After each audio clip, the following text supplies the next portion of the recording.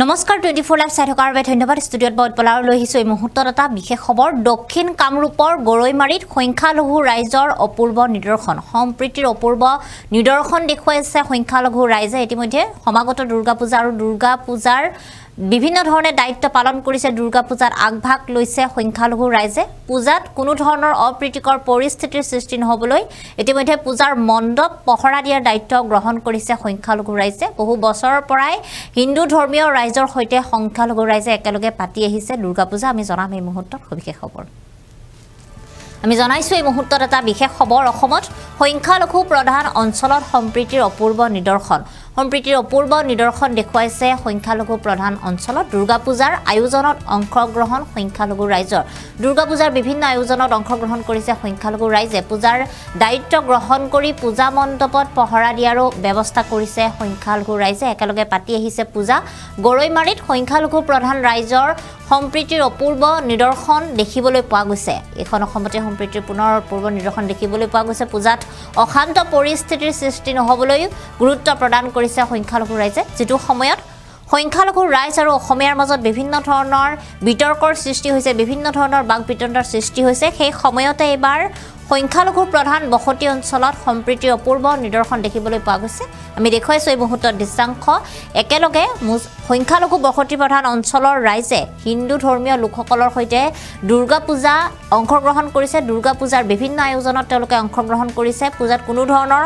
অপ্ৰীতিকৰ পৰিস্থিতিৰ সৃষ্টি নহবলৈ তেওঁলোকে পূজাৰ মণ্ডপ পহৰা দিয়াৰো ব্যৱস্থা কৰিছে এই অপূৰ্ব নিদৰ্শন দেখিবলৈ পোৱা গৈছে দক্ষিণ কামৰূপৰ গৰৈমাৰী বাৰুৱাৰী দুৰ্গা পূজাত বিগত ৭০ বছৰ ধৰি এনেদৰে সহায় সহযোগিতা আগবঢ়াইছে মাত্ৰ ৫ শতাধিক হিন্দু ধৰ্মীয় লোকে বাস কৰাৰ বিপৰীতে প্ৰায় ৭০,০০০ একৰ ভূমিত সংখ্যালঘু ধৰ্মীয় ৰাইজে বাস কৰি আছে আৰু তাৰ মাজতে এনেদৰে প্ৰতি বছৰে ভাগ লৈছে দুৰ্গা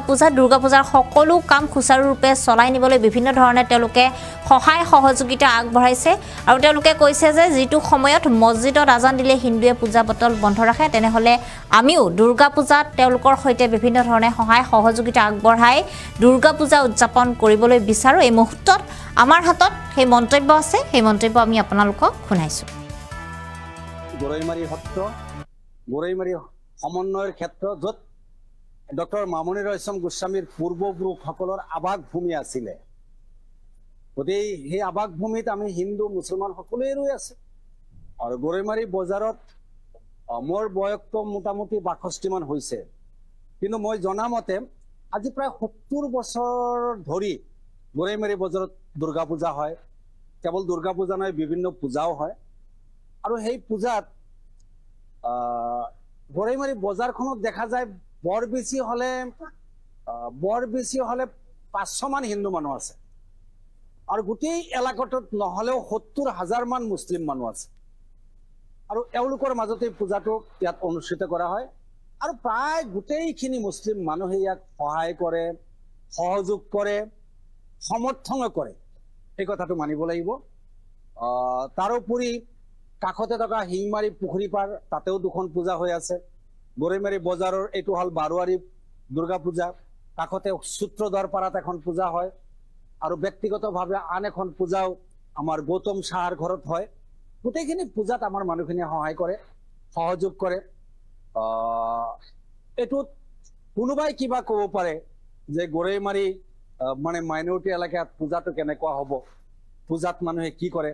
আমিতো এতিয়াও পহৰা দিওঁ গৰৈমাৰী দুৰ্গা পূজাত আমি ৰাতি থাকো ইয়াত তেওঁলোকে কি কৰে কি নকৰে আমি পৰ্যবেক্ষণ কৰো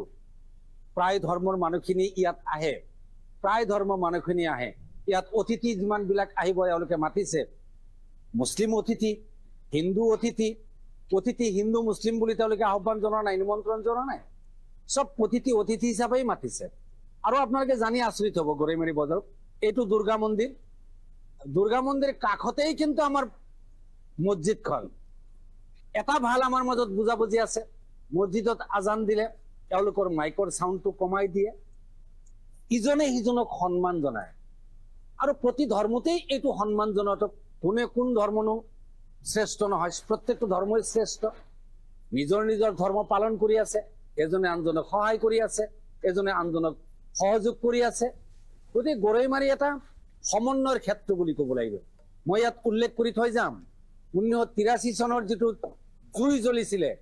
সেই জুইটো কিন্তু গৰৈমাৰী বজাৰ গৰৈমাৰী গাঁৱৰ কলিতা গাঁওখন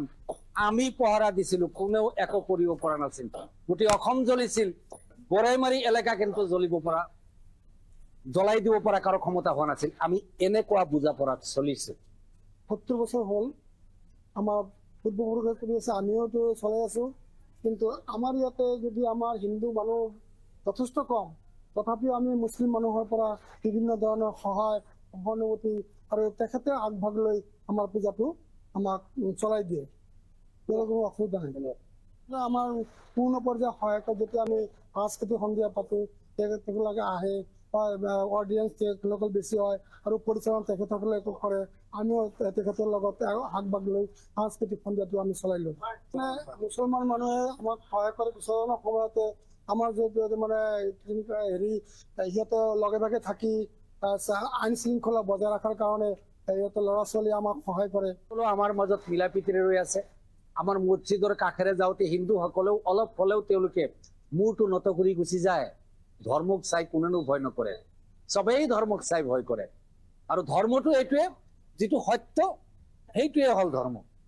ইয়াত মানৱ ধৰ্মটো বেছিকে চলে। আপোনালোকে গোটেই অসমতে এই কথাটো ক'ব পাৰে যে গৰৈমাৰী মানুহে বেছি কয় নেকি, গৰৈমাৰী মুছলিম মানুহে বেছি কয় নেকি? নহয়, গৰৈমাৰী মুছলিম মানুহে গৌৰৱ কৰি ক'ব পাৰে যে ইয়াত থকা হিন্দু মানুহৰ ৰক্ষণাবেক্ষণৰ দায়িত্ব গৰৈমাৰী অঞ্চলত থকা মুছলমান মানুহবিলাকৰ দায়িত্ব আৰু কৰ্তব্য। বিৰোধিতা নাথাকে, কোনে নকৰেও, চবে ভাল পায়হে। আৰু ইয়াত মানিছে, তেওঁলোকে মাতিছে, আমি আহিছো। মাতিছো মানেতো আমিয়ে কমিটিখন গঠন কৰোতে আমিয়ে থাকো, আমি মুছলিম মানুহবিলাকে থাকো। বোলে এইবাৰ সভাপতি আমাৰ বিকাশ দাস, সভাপতি বিকাশ দাস। আমি কৈ দিলো বোলে নাই বিকাশ দাস থাকক, ছেক্ৰেটাৰী অমুকক দিয়া থাকক। আমি বাহিৰৰ পৰা যিমান সহায় কৰিব লাগে কৰি আছো। আমি টকা পইচা দি সহায় কৰো তেওঁলোকক, এইখিনি আমাৰ আছে দায়িত্ব। ইয়াত মুছলিম মানুহবিলাকে যদি পেণ্ডেল বনাব পাৰিছে, তেওঁলোকে পূজা কৰিব, সেই পূজাটো তেওঁলোকে চাব নোৱাৰিব নেকি? তেওঁলোকে পূজা কৰিব, আমি চাম, আমি নামাজ পঢ়িম, তেওঁলোকে চাব। তাত সততা আছে, সততাটো থাকিব লাগিব এইটো তাত।